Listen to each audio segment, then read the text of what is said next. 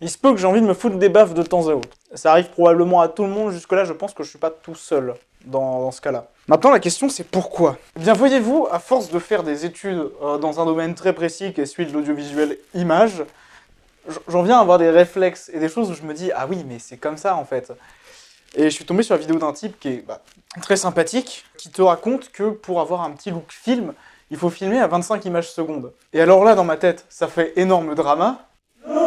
Oui, pour les États-Unis, pour la télé, mais pour le cinéma, c'est 24. Alors après, je vais pas rentrer dans les détails de pourquoi, parce que je les trouve pas si débiles, mais enfin, tout le système fonctionne sur 24 images secondes. Et donc, je me suis emporté comme ça. Oh, mais enfin, mais c'est complètement indigne de dire 25 images secondes alors que le cinéma, c'est 24. Et après, tu réfléchis et tu te dis que le mec, en fait, mais le mec, il est vidéaste. Forcément, il fait tout, ses clients, et potentiellement, du coup, les gens à qui il s'adresse, ils vont pas tourner en 24 images secondes, parce qu'ils vont pas regarder le truc sur des projets au cinéma, dans des salles dédiées. C'est des vidéos de mariage que tu vas voir sur ton téléphone. Are you sure about that? Je sais même pas ce qu'il fait, ce gars, c'est fou. Je suis juste tombé dessus et j'étais en... Oh, mais enfin! Juste, il est vidéaste, il est pas dans le cinéma. Et je suis pas dans le cinéma non plus, hein, honnêtement. On fait des petites fictions comme ça, oh là là, c'est rigolo. Mais Gugus, il fait des choses 12 fois plus stylées que ce que je fais. Y a pas de tortiller du cul pour chier droit, c'est le cas. Et y a pas que le matos, y a l'expérience. J'ai 20 ans, je suis encore étudiant, il y a un moment... Et t'as cette espèce de truc où tu reviens sur qui tu es, ce que tu fais, comment tu le fais, et où tu as envie de te filer une torgnole parce que il y a un truc extrêmement précis où tu le sais, tu l'as appris, et du coup tu es là, du haut de ta tour d'ivoire à dire je le sais. Oh, vos métiers sont différents. Et c'est là où YouTube c'est fabuleux. Parce que à la fois tu vas avoir des gens très pointus qui vont te dire des choses très pointues, à la fois tu vas avoir des amateurs comme moi qui vont parler surtout de concept, parce que je sais que je maîtrise pas, enfin je maîtrise pas tout, à un moment...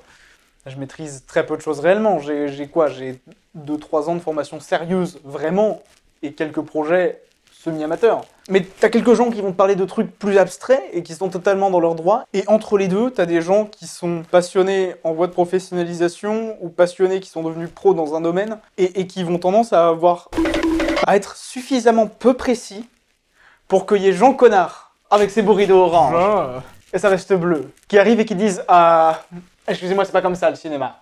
Ça ne marche pas comme ça. Il regarde même pas Godard, il écoute Godard, il dort Godard, il pisse Godard, il boit Godard. Et ce mec-là, il vient te dire, c'est ça le cinéma. Et ça m'interroge maintenant sur le rapport que j'ai avec YouTube. Et en soi, c'est un rapport une question qui se pose de est-ce que tu peux vraiment prendre YouTube pour faire des cours? Est-ce que c'est pas mieux d'acheter le sacro-saint Belaïch? Et finalement, la leçon de morale, elle est pas très compliquée. C'est juste qu'il y a des moments où il faut se filer des torgnoles et se rappeler que tu es dans quelque chose qui te dépasse. Et que c'est pas parce que Michel, dans un domaine, a dit quelque chose que c'est vrai pour le tien. Et encore, je dis ça comme si le cinéma, c'était mon domaine. Non, encore une fois, j'ai pas beaucoup d'expérience dedans. Je sais faire 2-3 trucs au niveau amateur, semi-amateur, semi-pro peut-être. Mais le monde du cinéma n'est pas le monde de l'événementiel, qui n'est pas le monde de l'institutionnel, qui n'est pas le monde non plus de la capta. Et chacun de ces domaines requiert des skills, des compétences qui sont proches, parce qu'on va utiliser presque le même matos, presque, le principe reste le même, mais dans les faits, c'est pas la même chose. Est-ce qu'on va chercher à avoir une image avec un beau modelé de tête en télé? Non, pas du tout. Parce qu'on veut voir les visages. A l'inverse, est-ce que tu veux voir les visages tout bien, tout blanc et qu'il n'y ait pas de contraste dans l'image au ciné? Non plus. Et encore, là, c'est touchy, parce que t'as quand même des films qui jouent là-dessus et qui marchent très bien et qui sont très bien. Donc c'est juste ça, hein. Faut pas s'emballer, faut rester à sa place. C'est pas le cas de tous les gens que j'ai croisés sur mon parcours, même à l'infime niveau auquel je suis par rapport à la grande œuvre de l'audiovisuel français, et encore moins de l'audiovisuel mondial. Pensez-y, quand vous faites des réflexions en mode « moi je sais », si tu commences par là, c'est qu'il y a un problème.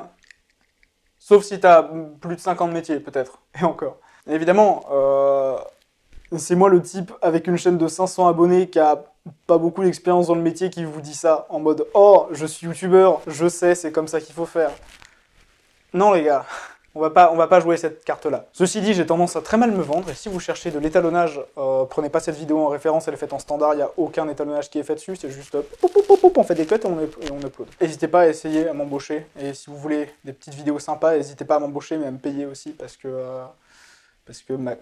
sinon ça aura ce rendu-là, et c'est sympa, mais c'est pas fou. Voilà, bonne soirée.